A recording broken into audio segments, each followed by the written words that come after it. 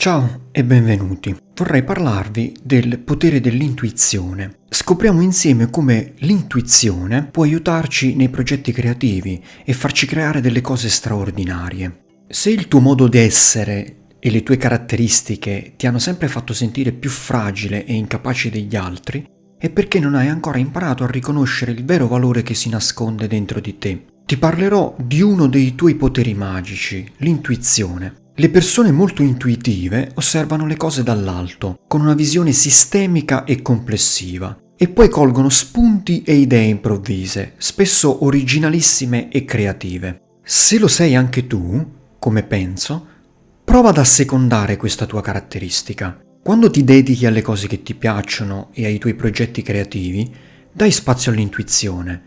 Ascolta, leggi, osserva il tema o il problema di tuo interesse, poi lascia sedimentare tutto ciò che hai appreso e quindi crea da uno spazio di profonda ispirazione. Essere intuitivi è un po' come essere una grande antenna che non fa altro che raccogliere segnali da ogni dove per la maggior parte del tempo, ma poi d'un tratto ha delle idee brillanti. Se non forzi le cose, queste arrivano al momento giusto. Ispirati come più preferisci, ascoltando la musica che vuoi, o visitando un posto particolare, oppure osservando qualcosa che ti stimola. Tutto questo processo probabilmente lo conosci già e ti viene naturale. Devi solo essere consapevole che è qualcosa in sintonia con la tua natura, da abbinare ad un percorso lineare in più fasi, che è poi il metodo classico. A differenza di quest'ultimo, quindi dell'approccio lineare, che è più analitico e razionale, tu hai bisogno di comporre il mosaico un tassello per volta, senza un ordine logico e senza relazioni apparenti tra di essi. L'intuizione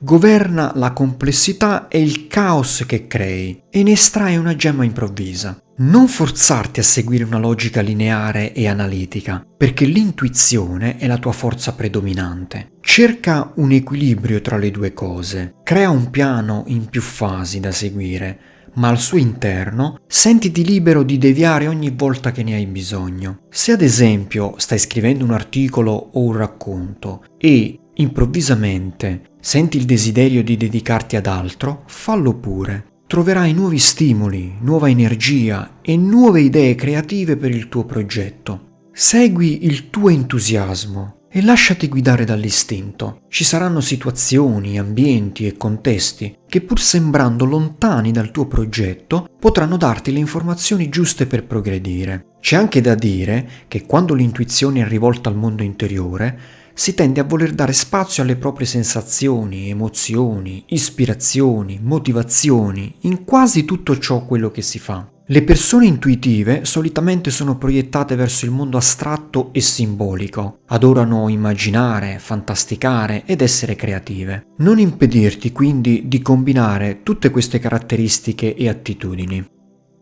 E tu cosa ne pensi? Sei anche tu una persona intuitiva? Sai che l'intuizione non è l'unico potere magico di cui disponi? Sfoglia i contenuti del canale per approfondire questo argomento. Alla prossima!